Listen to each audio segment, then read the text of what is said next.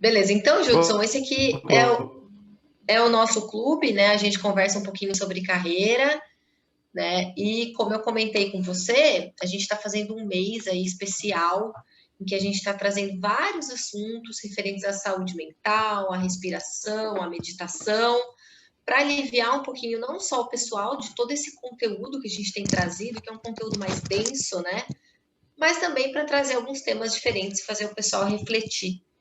Então, vai ser bem legal. Aqui o pessoal geralmente é bem participativo.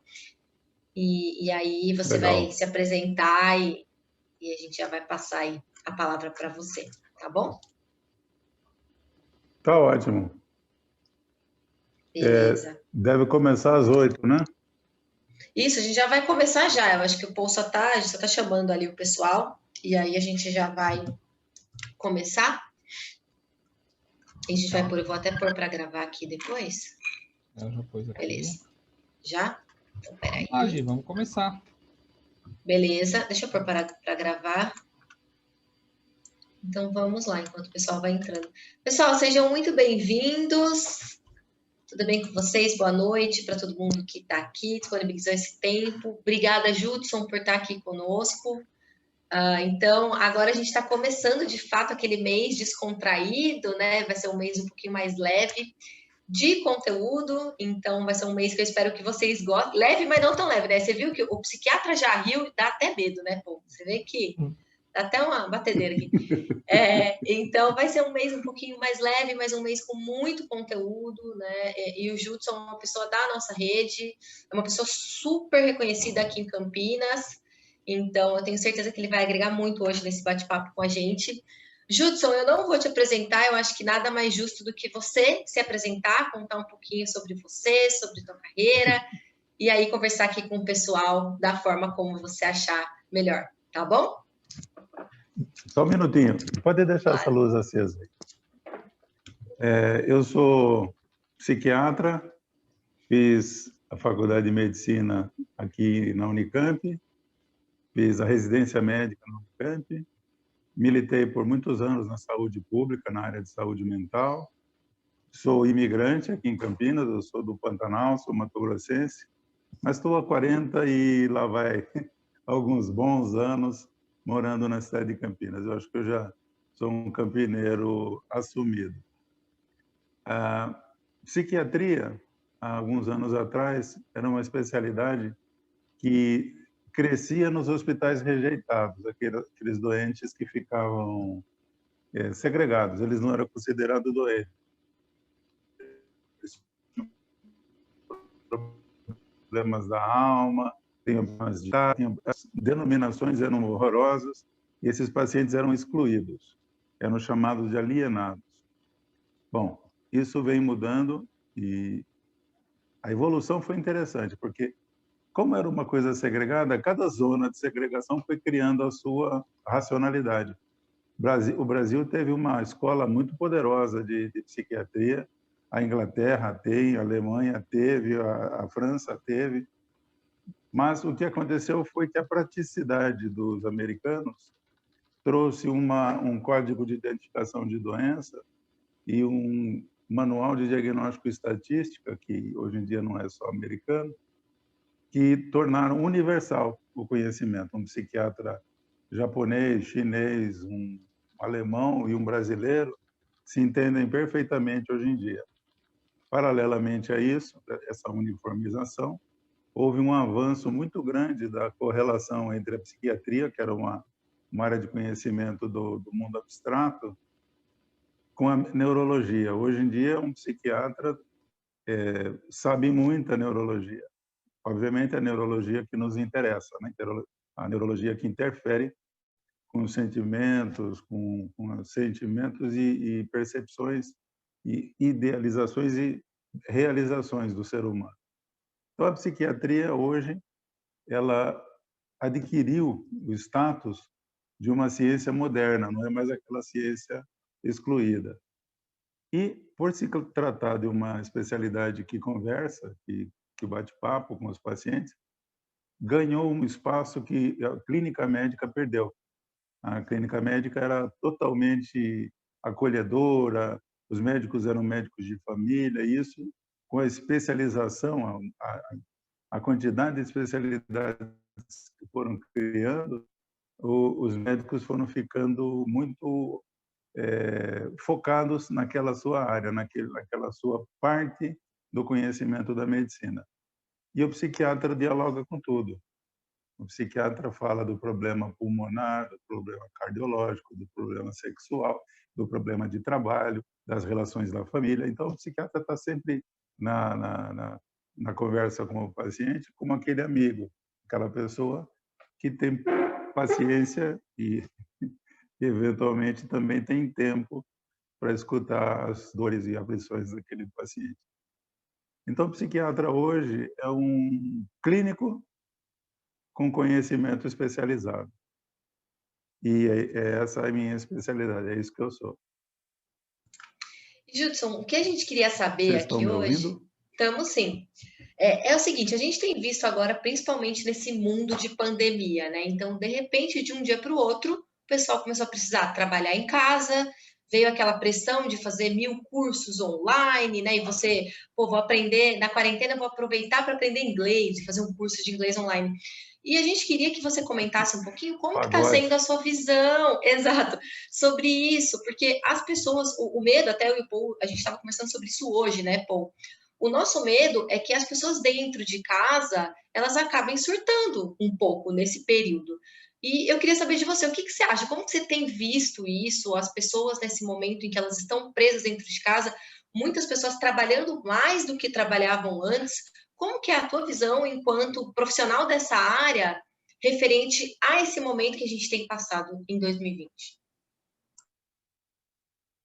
Bom, tem diversos grupos, né? Mas dois majoritários: os desempregados, que estão presos em casa, e os empregados, que estão presos em casa. A palavra, o conceito de home office, que explodiu, já existia, mas explodiu no discurso das pessoas, nada mais é que uma disponibilização plena.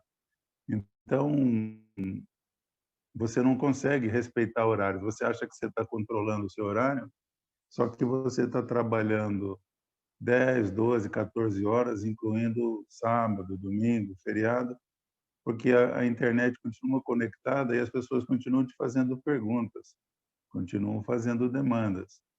Então, eu tenho ouvido muito desse pessoal que está trabalhando em casa por internet,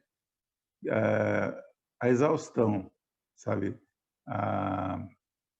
Inclusive a dificuldade de estabelecer limite. Porque no trabalho presencial você fala, bom, deu meia hora, gente, bom, até amanhã, saudade de vocês, daqui a pouco eu volto. Na internet não dá para fazer isso. Pode parecer pouco caso, a pessoa se sente fazendo pouco caso da outra que está solicitando a atenção e a performance profissional dessa pessoa. Tem havido, no meu consultório, eu atendo bastante pessoas com essas características desse grupo que trabalha em casa, tem havido um aumento substancial de abuso de álcool,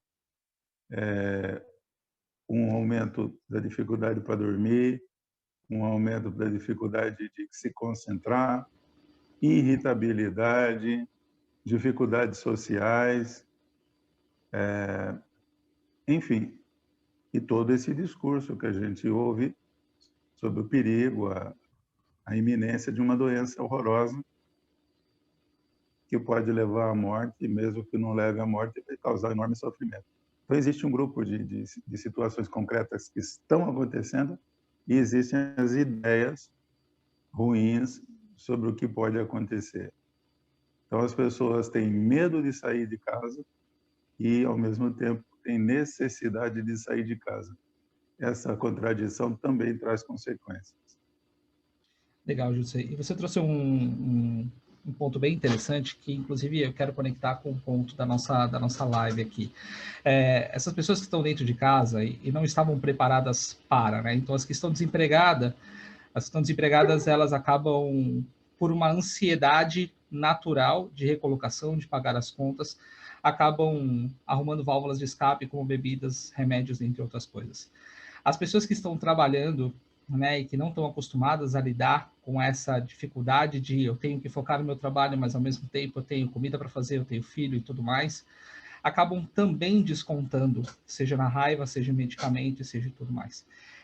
E aí o ponto que eu queria conectar esse é o momento que a pessoa precisa buscar ajuda. E por que então as pessoas têm essa dificuldade? Elas preferem buscar alternativas que são danosas para elas, mas elas não conseguem simplesmente falar, poxa, eu preciso de ajuda, eu preciso conversar, isso é normal, só acontece comigo. Da onde vem essa dificuldade das pessoas de procurar ajuda? Essencialmente da ignorância. Uma pessoa super instruída, uma pessoa com formação sofisticada, pode ser completamente ignorante das coisas emocionais, das coisas afetivas, e utiliza a linguagem de luta, tipo fraqueza, força, coragem, garra,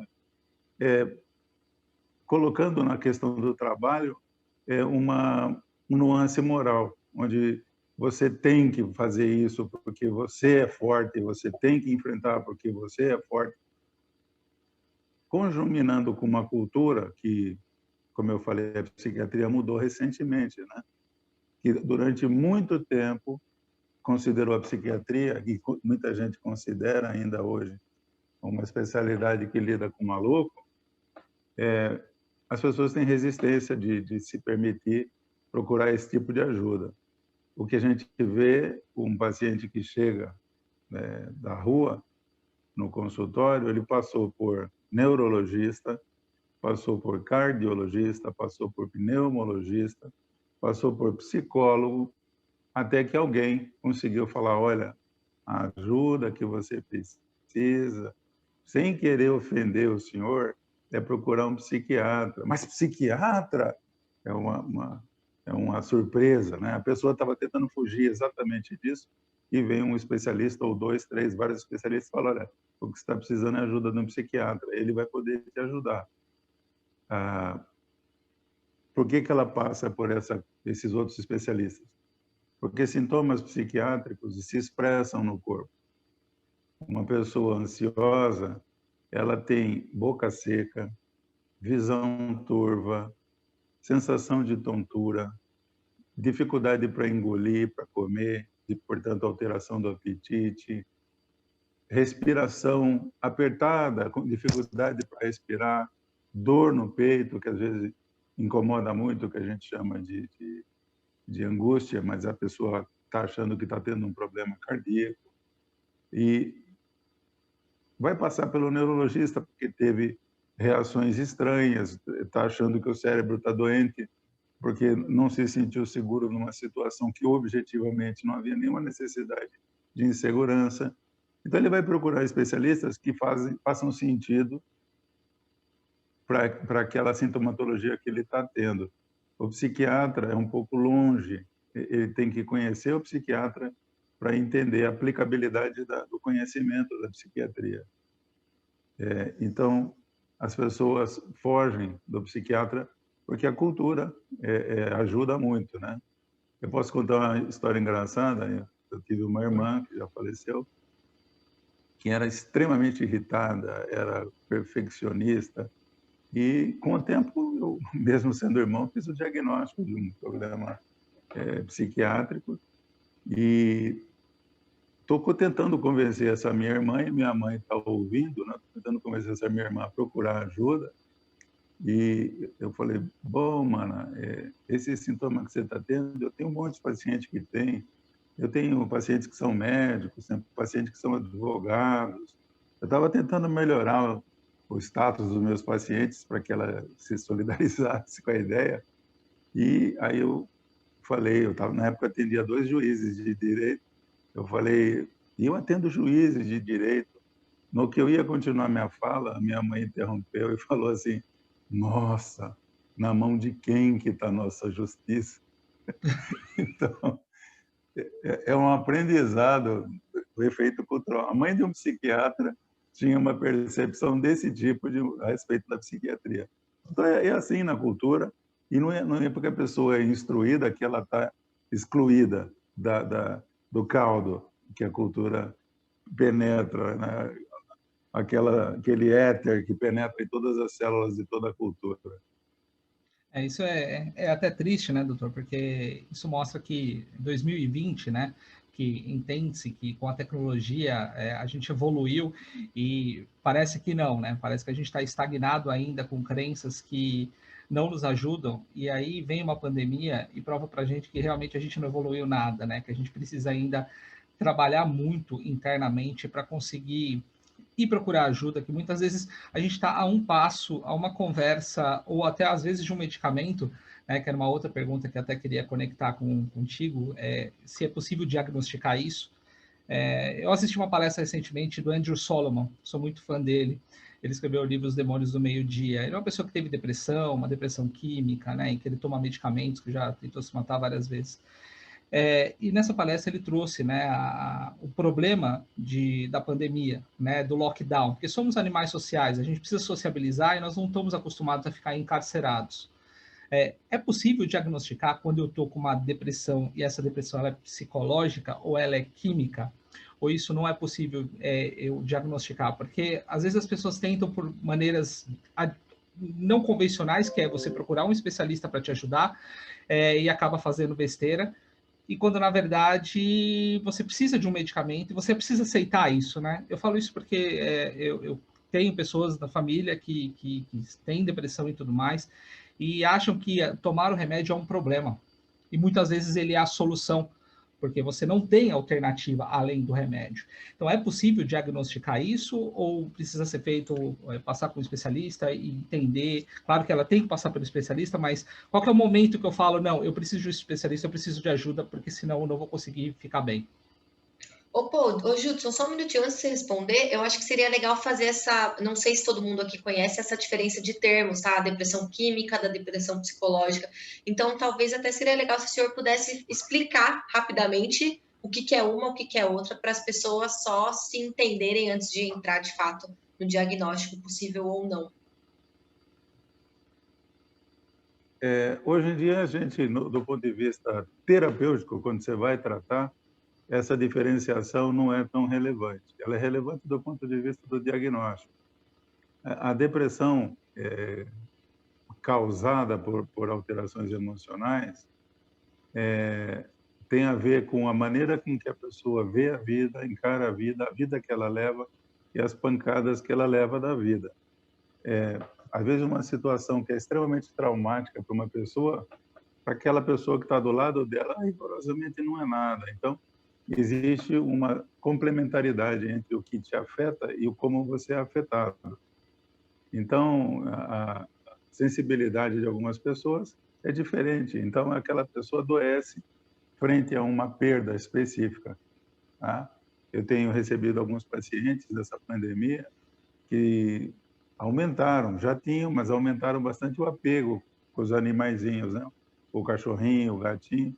E aí, às vezes, o gatinho está com 14, 15 anos, o cachorrinho está velho também, e o cachorrinho adoece e morre. A magnitude da sintomatologia depressiva que aparece é semelhante a um luto de alguém, de um ser humano que essa pessoa tenha perdido. Então, a percepção da perda fica exacerbada. A alteração psicológica sempre tem a ver com a história que você tem, como foi que você nasceu, como é que foi sua infância, como é que foi sua educação, e os recursos que você foi desenvolvendo, aprendendo, construindo, errando, acertando, generalizando, crescendo, e aí você vai construindo aquilo que é você, essa pessoa que você chama de eu. A depressão psicológica, ela está no campo da relação com a perda, da relação com a perda em todos os seus níveis. Às vezes a perda não é real. Às vezes você tem uma impressão, uma situação de trabalho que vocês devem ver. O chefe não elogiou a pessoa. Ela presumiu que com o que ela tinha feito ela merecesse um elogio e o chefe não elogiou. O chefe podia estar com dor de cabeça, podia estar com problema em casa, ou estava atento para alguma outra coisa. essa pessoa sente como se ela tivesse sido atraiçoada, como se ela tivesse sido prejudicada, preterida. Nossa, fulano, ela, quando fez aquilo que não era nada, recebeu um elogio. Eu, quando foi minha vez, nossa senhora, nem deu bola. E essa pessoa vai sentir isso como uma perda, uma ferida no narcisismo dela, na autoestima dela. Então, o psicológico tem a ver como você é, como você sente as coisas e as coisas acontecem com você. A outra depressão é a depressão de caráter genético. Ela é multifatorial, multigênica, ou seja, tem um monte de cromossomos que trabalham juntos. Algumas pessoas têm tendências a quadros mais graves e vão ter quadros mais graves, e pessoas que têm tendência a quadros mais leves, porque o cromossomo dela dirige isso, mantém ela com essa característica. A depressão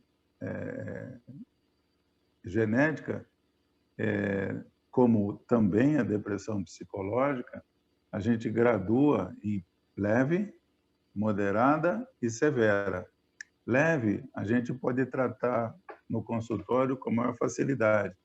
Moderada, a gente já tem que entrar um pouco em contato com a estrutura social dessa pessoa, a família, os amigos, alguém que seja um arrimo para essa pessoa, porque sozinha ela vai correr risco, porque vão surgir fantasias de desistência, fantasias de suicídio, e essa pessoa, naquele instante, é um péssimo conselheiro para si mesma. E a depressão grave, essa não tem nem conversa. Essa você cata o paciente, interna, cuida, fica de olho em cima dele, porque a menor oportunidade que ele tiver, ele vai conseguir se matar. Porque para essa pessoa, a vida não tem mais sentido nenhum. É uma ilusão, mas é uma ilusão extremamente poderosa. Existe um livro muito interessante de não sei se ele é psicanalista argentino, que chama Terapia de Crise. Ele faz um grafismo, né, que você pode entender com facilidade. Ele compara a vida a uma linha de trem ou um filme de cinema. Os fotogramas, um depois do outro, e o trilho.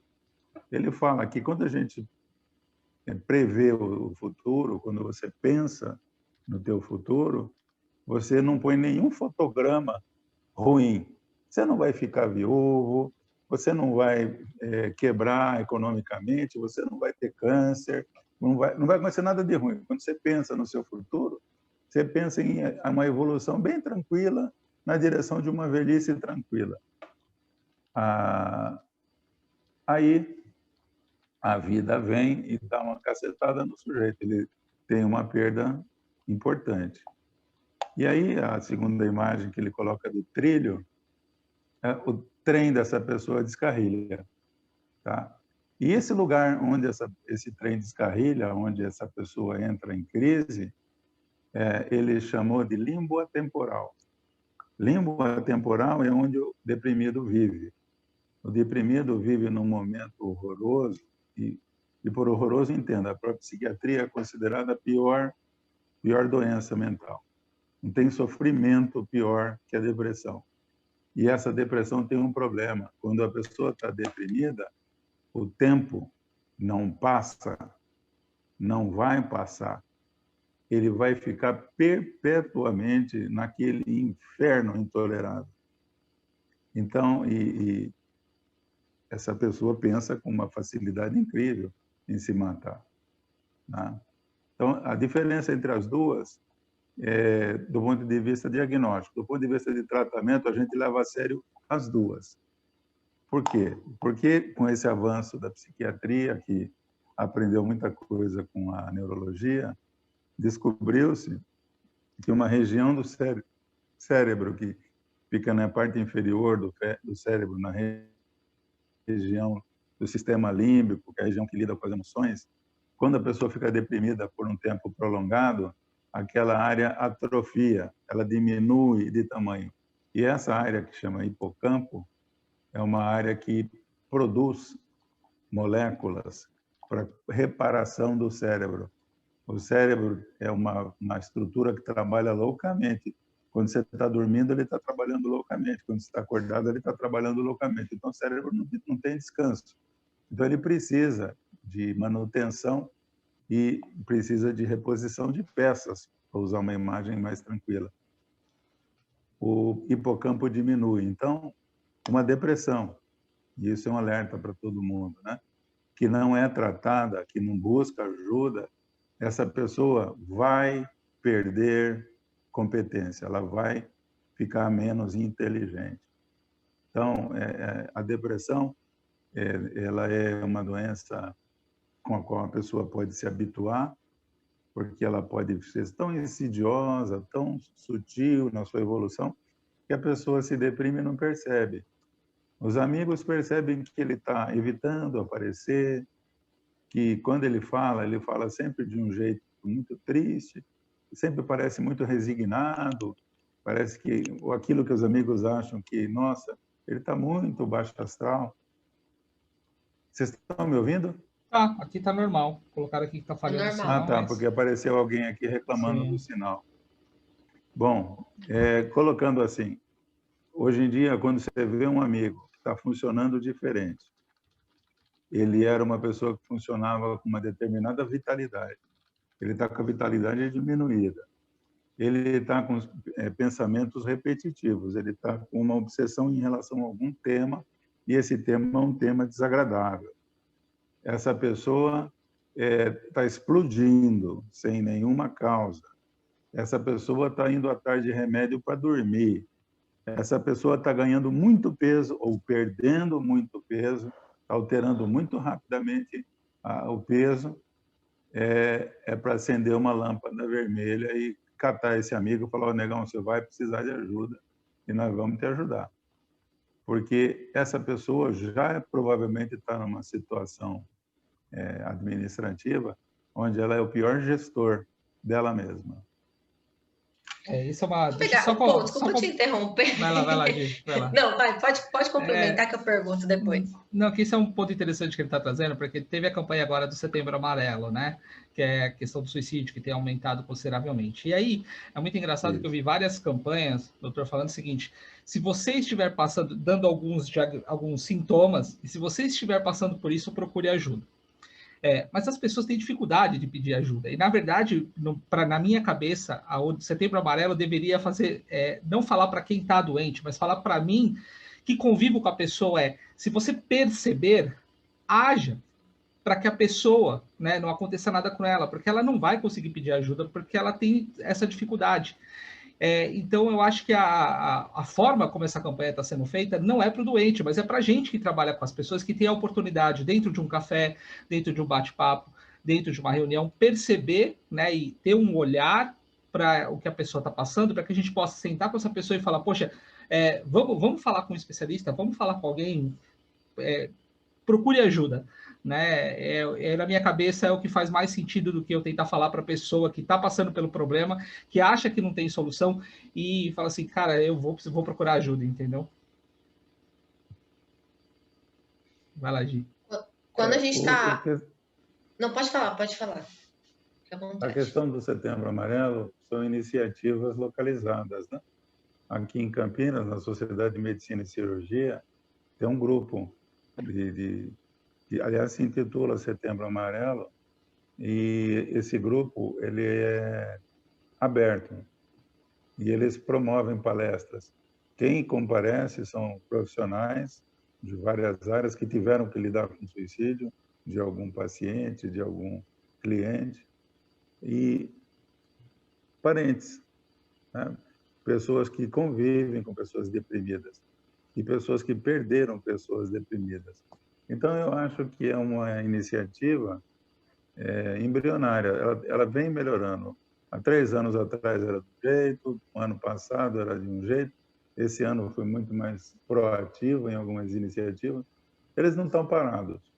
Mas não é uma área empolgante, né? Não é um assunto que você para uma pessoa para falar assim: vamos falar sobre o Setembro Amarelo. A pessoa sente: nossa, que papo baixo astral, né? E a tendência natural das pessoas que lidam com deprimido ou com assuntos ligados à depressão é sempre a mesma, trocar de calçada. Nossa, lá vem fulano, nossa, ele é baixo astral, eu não quero aquele papo, a pessoa muda de calçada. Quando a gente fala de doença mental, tem duas doenças que são polares. Mania, a exaltação, a pessoa fica muito animada, muito prolixa, muito falante, onipotente, capaz, erotizada, ela vira um saci. E aí essa pessoa incomoda, porque ela começa a gastar muito dinheiro, ela começa a tomar atitudes que envolvem risco para a família, risco para ela mesma, e a família toma uma atitude bem rápida para conter os prejuízos que essa pessoa possa trazer.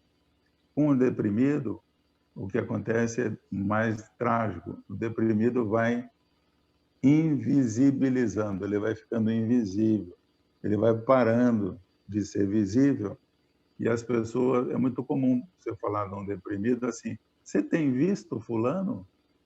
Enquanto do maníaco, você fala, você viu o que o fulano está fazendo? São visões, são doenças que estão dentro do mesmo espectro, mas que são polos, antípodas um do outro. É isso.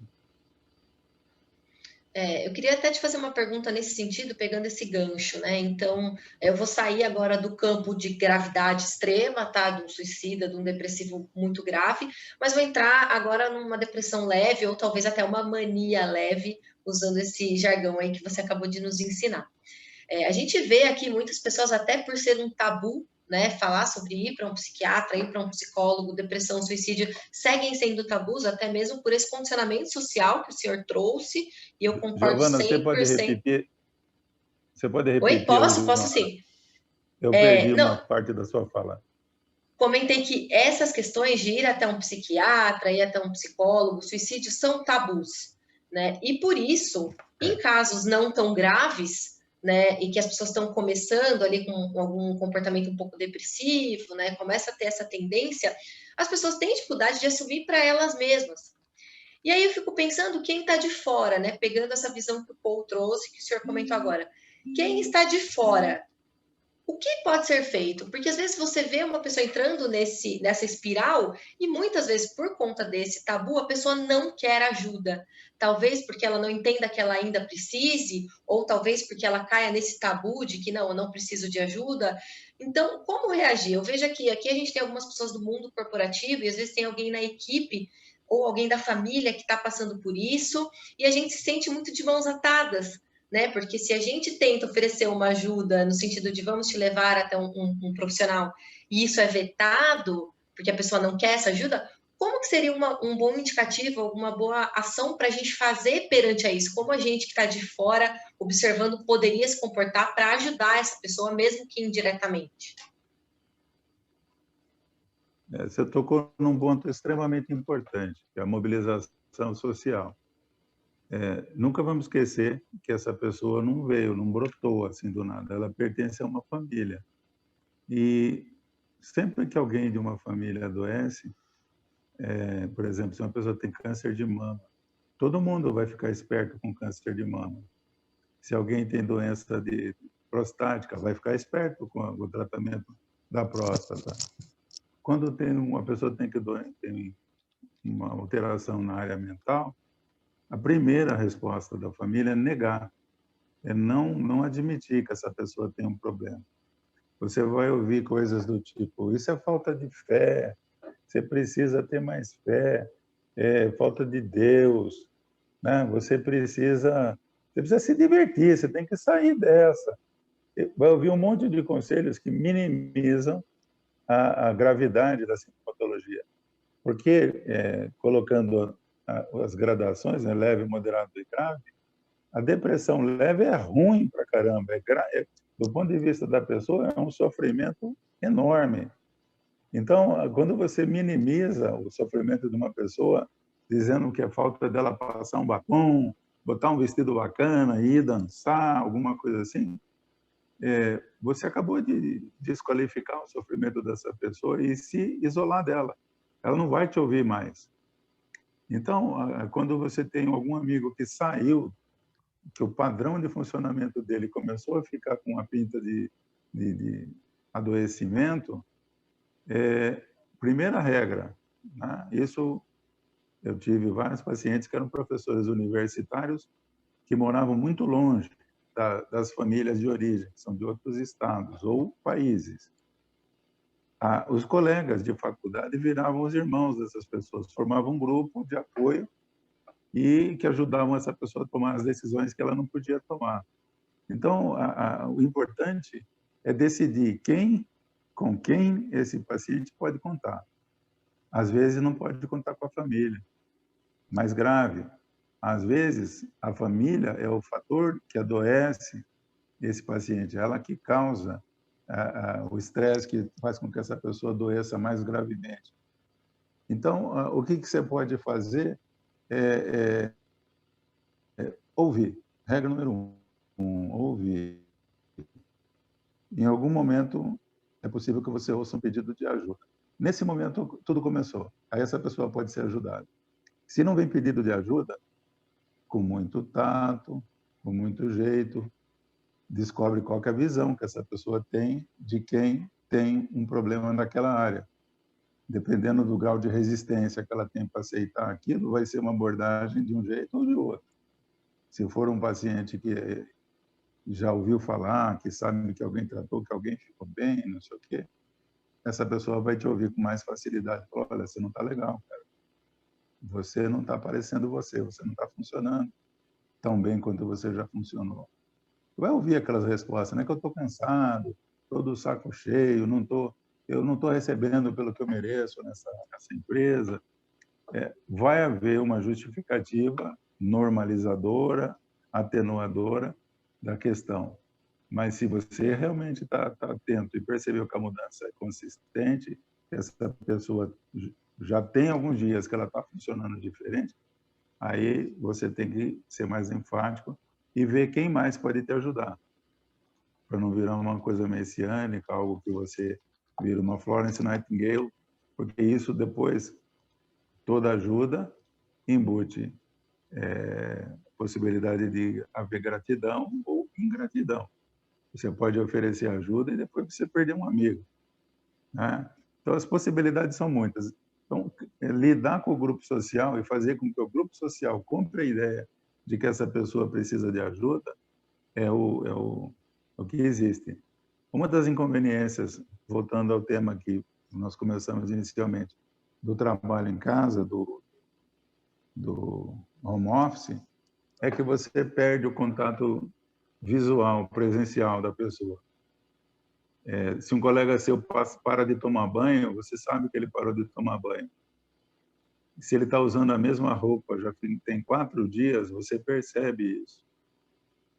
Se ele está falando de um determinado jeito sobre determinado assunto, você percebe isso.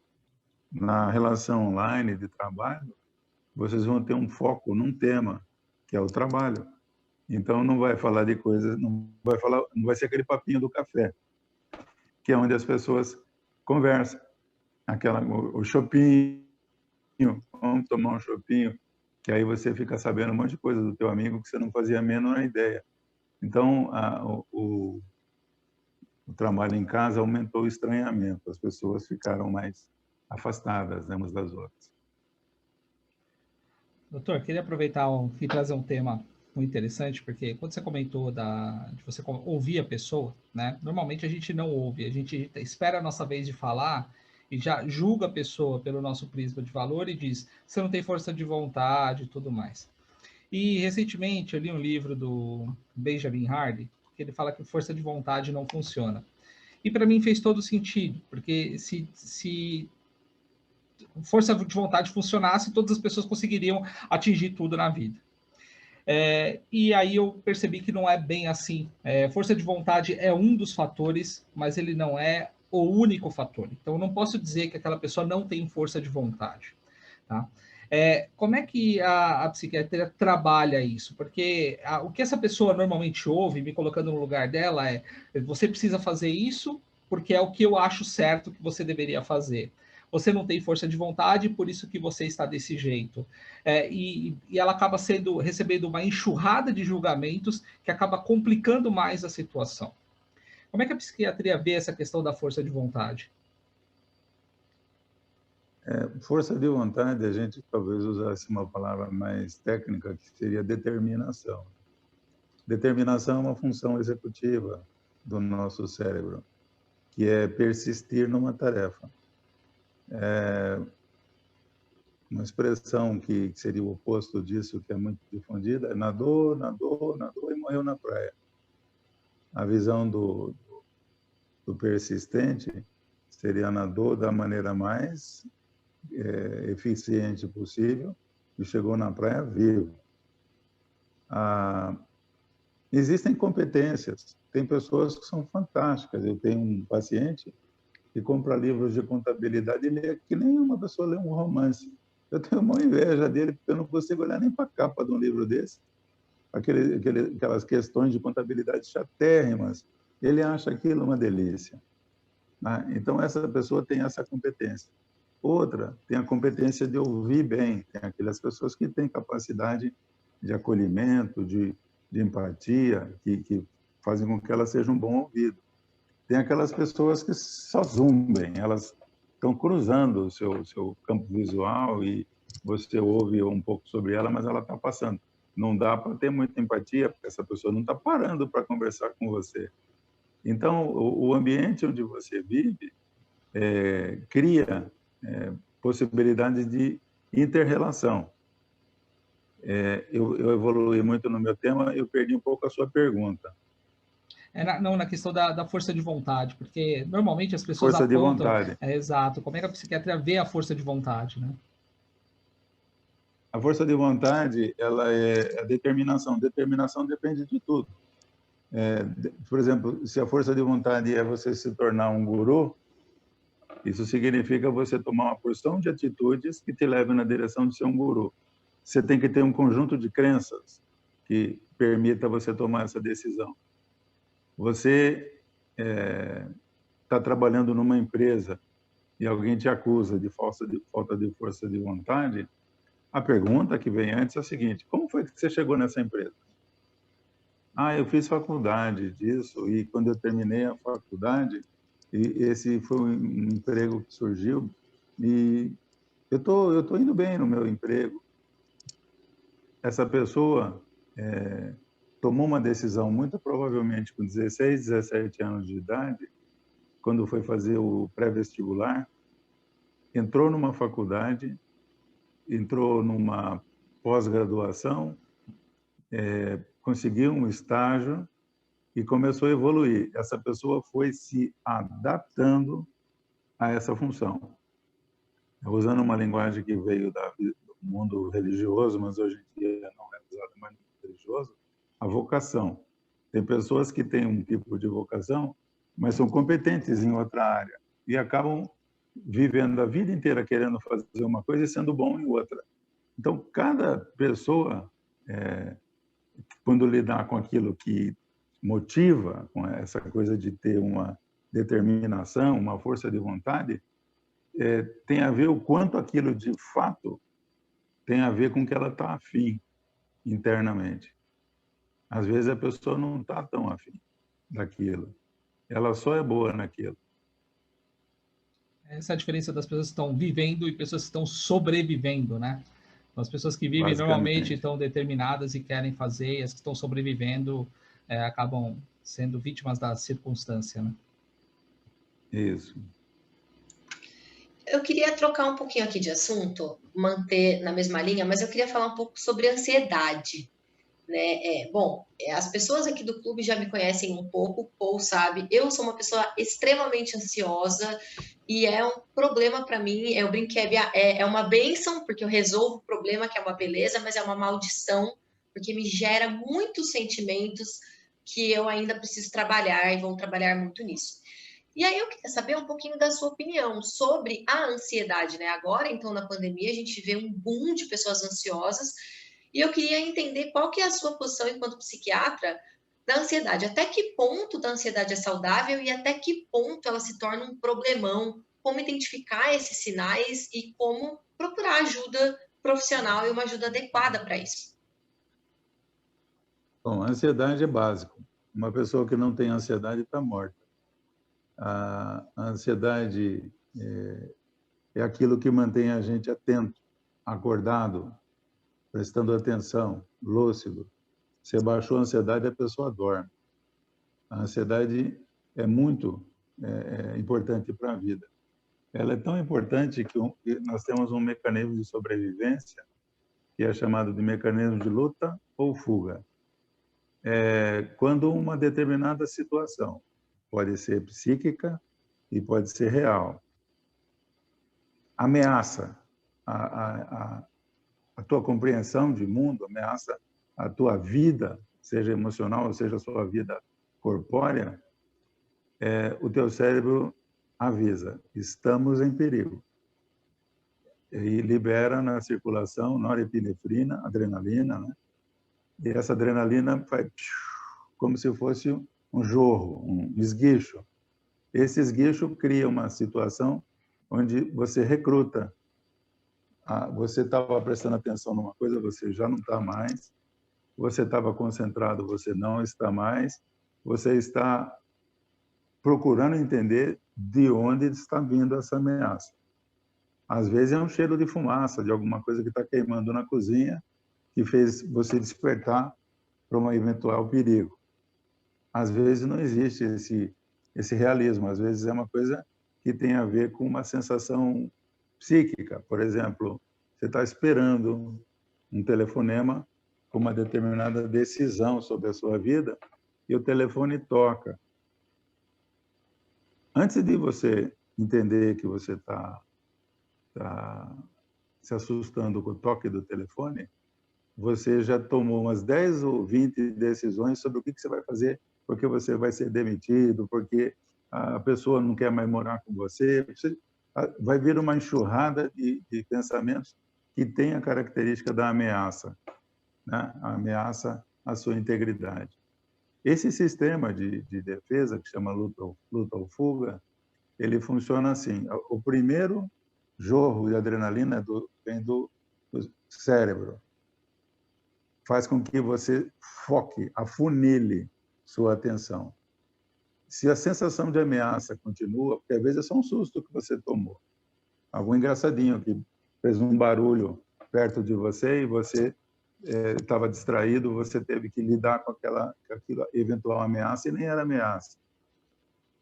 E aí você, rapidamente, você fala, ô, seu lazarento, você me assustou. Você dá uns gritos, uns berros e a ansiedade baixa. Às vezes a ameaça não é identificada, ou ela perdura. Você está num banco, entra um grupo de pessoas armadas e começa a gritar, e ali tem uma ameaça real a você, e você vai sentir a mesma coisa. Seu coração vai disparar, a boca vai ficar seca, a visão vai ficar turva, a tua mão vai ficar gelada, vai ficar úmida, você vai respirar muito rápido e por causa dessa respiração você vai começar a sentir formigamento, contração de músculos, a vontade de ir no banheiro, pernas trêmulas, dificuldade de ficar em pé. É um banho de adrenalina. Tá? A situação objetiva de um assalto pode gerar uma consequência depressiva, que a gente chama de estresse pós-traumático.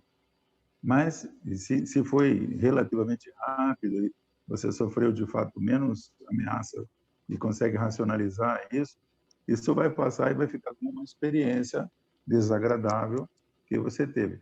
Mas ela pode ser determinante de um comportamento neurótico que você desenvolve depois. Você não sai na rua, você não entra em banco, você vai tomar uma série de decisões que te afastariam daquele cenário onde você passou por aquele sufoco. A ansiedade é essencialmente um conflito entre uma tendência que você gostaria de fazer e outra tendência que você deseja. Uma tem a ver com a vontade, né? Eu essa estrutura superficial, que fala em nosso nome, o eu, e a segunda fala pelo inconsciente. Você quer fazer aquilo, você se preparou para fazer aquilo, só que internamente você não, na verdade, não era isso que você queria fazer. E você não tem contato com essa coisa, que ela está no campo do inconsciente, onde a psicoterapia vai poder te ajudar a encontrar esse vínculo com esse tipo de desejo que está interferindo na execução da sua vontade, tá? Situações conjugais, isso é bem nítido, né? Eu amo a minha esposa, mas queria largar dela. Eu amo meu marido, mas eu não suporto ele. Então, tem situações onde existe um contingente do lado A, um contingente do lado B, entrando em conflito. Eu não sei se eu estou conseguindo ser claro, porque eu estou falando de assuntos muito ligados a uma especialidade, mas a ansiedade, ela vai desde uma coisa que te ajuda, quem foi fazer uma prova sabe o que é isso, a ansiedade é aquilo que põe você na sala e você fala, será que eu vou dar certo? Quando o pânico passa, quando o desespero de estar em frente daquela prova passa, seu cérebro está brilhando. Você está dando o melhor de si, graças àquela adrenalina, que botou todo o seu foco numa direção só. Quando a adrenalina está um pouco além do que seria o administrável, você começa a ficar disfuncional. Uma das características clínicas que a pessoa percebe é que o ambiente fica esquisito, o corpo dela fica esquisito, o pensamento dela predominante é eu quero sair daqui, eu preciso sair daqui, eu quero fugir desse sentimento, dessa situação. Enfim, desde a ansiedade que é benevolente, a ansiedade incapacitante, a incapacidade pavorosa, que é a ansiedade que é apelidada de pânico, síndrome do pânico, que é o pico do desespero. Enfim, é uma coisa absolutamente ligada à vida e à sobrevida, quando desregulada, é causa de doença, de adoecimento. E doutor, é possível dominar essa arte de entender essa ansiedade que nos ajuda a ter um hiperfoco e performar mais? Existem ações que a gente pode fazer para poder utilizar mais dessa ferramenta como uma ferramenta que vai nos ajudar a obter resultado, ou não, isso não é dominável? Porque a gente vê aí muita gente falando de meditação, de mindfulness, e dentre outras ferramentas que vêm com o objetivo de diminuir a ansiedade. Mas como o senhor falou, a ansiedade é do ser humano, é uma ferramenta de sobrevivência. Então, o que eu posso fazer? Tentar dominar essa arte da ansiedade e utilizar. Existe alguma ferramenta que nos ajuda nisso? A mais antiga de todas. Um psiquiatra inglês, uns 40 anos atrás, ele fez uma experiência interessante no hospital que ele dirigia. Ele pegou um grupo de pacientes ansiosos, separou em 2 grupos, né? Um grupo ele tratou exatamente como ele sempre tratou, e o outro grupo ele tratou exatamente como ele sempre tratou, mas criou atividade aeróbica. Atividade aeróbica é aquela que você tem que respirar. Então, é caminhada, corrida, natação, enfim, bicicleta, coisa que você precisa respirar, né? E o tempo de tratamento, nessa época que ele fez isso, tratava-se de ansiedade internado, né? A pessoa perdia a competência, era internado porque estava doido. E o tempo de terapia, de terapêutica necessário para tratar um e outro foi muito diferente. O pessoal que fez atividade aeróbica teve alta muito mais rápido do que o pessoal que não teve atividade aeróbica. Por quê? Porque quando você faz atividade aeróbica, você necessita necessariamente que os seus músculos contraiam e relaxem durante o movimento. Então, você precisa soltar e contrair, soltar e contrair. E já a ansiedade, como ela é uma cristalização sintomática de uma sensação de perigo, de ameaça, uma das características é que o corpo todo se contrai, como se você fosse um tatu-bola que precisa se proteger de um impacto. Por isso que o ansioso tem sempre muita dor, particularmente nos músculos de luta, que é ombro, nuca, braços, punhos, mão. O ansioso tem muita queixa nessas regiões porque é como se ele estivesse se defendendo de um inimigo imaginário e está consumindo muita energia. Então, a atividade aeróbica, ela tem uma característica de aliviar a ansiedade. A ansiedade sozinha, ela é um problema menos complicado do que quando ela está associada com a depressão. Se você não trata a ansiedade, a pessoa se deprime. Então, a depressão precisa de uma abordagem. E a atividade física, esse é um outro estudo interessante. Uma pessoa viajou pelo mundo, um psiquiatra, não me lembro se era inglês ou alemão, ele viajou pelo mundo visitando culturas que lidavam com a morte com dança, culturas que dançavam no velório. E de regiões muito diferentes entre si, e tinha uma coisa em comum em todas elas. As danças todas não eram pré-codificadas, não era como passos de dança que tem uma organização, uma previsibilidade, 2 para cá, 2 para lá. Era uma coisa espontânea, contínua, como se fosse uma roda rodando e indo daqui para lá, de lá para cá, de forma espontânea. Esse cara pegou esse trabalho do Kuhn, do inglês, e postulou que atividades físicas não pré-codificadas têm efeito antidepressivo. Então, aquelas que eu mencionei, né? Caminhada, a gente aprende a andar muito cedo. Quem sabe pedalar, aprendeu a pedalar muito cedo. Quem sabe nadar, aprendeu... Todas essas atividades, a pessoa não precisa pensar. Quem já nadou sabe, você fica pensando na morte da bezerra enquanto você nada. Você vai, volta, vai. Você só escuta a água fazendo barulho no teu ouvido e você nada por um monte de tempo, sem precisar pensar. Por quê? Porque já está integrado na sua medula aquele movimento, já é um movimento que é natural. Então, a atividade física, os antigos usavam. Não tinha tratamento medicamentoso antigamente e as pessoas sobreviviam. E a vida deles não era mais fácil que a nossa vida. Mas eles faziam tudo a pé. Absolutamente tudo a pé. Quem tinha um cavalo era rico, quem tinha uma charreta era muito rico, quem tinha uma carruagem era o chefe de todo mundo. Então, a atividade física aeróbica, não confunda com academia e musculação, que a musculação é uma coisa mais ligada a uma alteração da própria imagem, da construção de um corpo que você possa apresentar publicamente, aquela coisa toda. Mas a atividade física aeróbica, que é respirar e fazer um movimento. Vou falar só mais uma coisinha ligada a uma questão que foi descoberta na cultura dos Inuit. Os Inuit são aqueles que a gente chama de esquimó.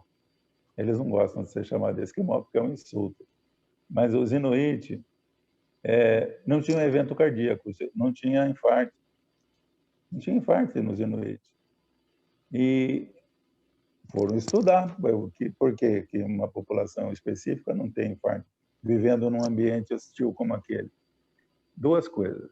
Eles descobriram que eles comiam muita gordura, gordura de peixe, gordura de foca, gordura de baleia, que é rica em ômega 3, ômega 6, por aí vai. E hoje não, porque eles têm aqueles snowmobile que atrapalharam um pouco como funcionava. Mas um esquimó antigamente, eles andavam em torno de 20, 25 quilômetros num dia. Então, a cardiologia rapidamente entendeu. Nossa, atividade física aeróbica protege o coração. E os estudos explodiram, mundo afora. Então, a psiquiatria, como parte da clínica, se apropriou desse conhecimento que eu estou mencionando. E, hoje em dia, uma receita bem clássica de um psiquiatra é: põe um tênis e vá caminhar, que eu vou poder diminuir o seu remédio. Que bacana, sensacional. É muito interessante isso. O Paul tá me zoando aqui, gente, porque conforme o senhor foi falando, a minha cara foi porque o que o senhor descreveu de ansiedade, pelo amor de Deus, eu imagino que as outras pessoas estão com a câmera desligada, mas eu imagino que devam ter se identificado também. São coisas que a gente, de ignorância mesmo, como o senhor falou no começo, a gente nem sabe, às vezes, que tem um problema e quando vai se falando sintomas e sentimentos, a gente percebe que tem alguma coisa ali. Ô, pessoal, a gente está chegando no final. Quem quiser fazer pergunta, pode abrir o microfone, tá? Sintam-se à vontade, aproveitem esse tempo aqui com o Judson, né? E enquanto o pessoal não faz nenhuma pergunta, eu tenho só uma consideração. Queria que o senhor falasse assim brevemente para a gente sobre o famoso burnout, né? É uma doença que a gente tem visto assim atacar. Recentemente até conversamos com uma pessoa que o Paul indicou que teve e eu admito que eu fiquei um pouco chocada, eu não tinha ideia do quão grave é isso, né? E o quão silenciosa ela vem até de fato te destruir de dentro para fora. Então, eu queria só uma consideração assim do que como perceber se eu estou tendo, se eu não estou tendo, como prevenir, não sei nem se isso é possível, mas enfim, uma dica para quem está assistindo aqui agora com a gente. Primeiro, o conceito do burnout é uma revitalização de um conceito bem antigo que todo mundo já ouviu, que é o esgotamento nervoso. É uma expressão que, quando eu fiz residência, um pouco tempo atrás, a gente ouvia com muita frequência. O burnout teve muita resistência para ser aceito na nomenclatura mainstream da psiquiatria, mas hoje ela tem um corpo bem definido de sintomatologia e justificativa dessa sintomatologia. Burnout está sempre ligado ao seu trabalho. É ligada à maneira como você lida com o trabalho, à maneira como o trabalho lida com você. O assédio moral é muito frequentemente confundido com liderança. Tem muitos chefes que são escrotíssimos e acham que se eles derem uma pisadinha num subordinado, eles estão fazendo chefia, exercendo o cargo de comando. Eles só estão humilhando, desrespeitando, insultando e adoecendo uma pessoa. Obviamente, esse sujeito que precisa meu cachorro que tentou sair pela janela aqui, desculpa. Uma pessoa que precisa se garantir pisando em outra é uma pessoa que precisa de ajuda, ela não está bem. Mas essa pessoa não vai aceitar ajuda, porque ela está meio que liberando a irritação, a agressividade dela, pisando em outras pessoas. Tem situações que não são ligadas a uma supremacia de uma pessoa sobre outra. Aquela situação onde, ou porque você superestimou sua capacidade, ou porque alguém foi mais malandro que você e te designou muito mais tarefas do que o seu tempo permite, te levando à beira da exaustão e levando à beira da incompetência e da perda de autoestima profissional e por aí vai, que você pode adoecer também. E como a ansiedade caminha crescente dentro do processo do burnout, a musculatura vai ficando mais e mais contraída. E um elemento muito associado ao burnout é a fibromialgia, que é aquela algia, né, dor das articulações, dos tendões, das fibras e dos músculos. Então, o burnout, hoje, é uma entidade clínica reconhecida. Ainda existe um pouco de dificuldade do ponto de vista de jurisprudência, de decisão trabalhista, para os juízes aceitarem. São séculos de tradição vendo a relação de trabalho de outra maneira. A gente já aceitou até a escravidão. Então, dá para ter uma ideia como o comportamento abusivo já foi aceito e ainda é aceito largamente. Então, a sensibilidade de lidar com uma pessoa que está visivelmente adoecendo é que seria a característica predominante de um verdadeiro líder, de uma pessoa que exerce liderança. Mas tem muita gente que é colocada no cargo de mando sem ser chefe, sem ser líder, né? Pois é, infelizmente, isso é mais comum do que a gente imagina. Pessoal, alguém tem alguma pergunta antes da gente encerrar aqui? Ficou represada aí dentro de tantos assuntos que a gente comentou? O pessoal está todo reflexivo depois dessa, não vão nem dormir, vão ficar, ó. Você vai ver Quantas pessoas estão aí? Temos 12 aqui, pessoas. Chegamos a 14 pessoas aqui, algumas tiveram que sair. O Francisco até comentou aqui, o Chico, ótima live. Pergunta, só preciso me inscrever. Amanhã, eu já falei pro povo, falei, amanhã eu tô no CrossFit, gente, para ver se tá resolvida aqui na minha vida, mas muito legal. Doutor, muito obrigado pela sua generosidade em contribuir com tanto conhecimento, trazer esse assunto que a Giovana falou que ia ser um novembro leve, pelo jeito não, porque esses temas realmente são muito pesados, mas obrigado por trazer à luz tantos temas que são importantes, como a depressão, ansiedade, burnout e dentre todos esses que a gente comentou.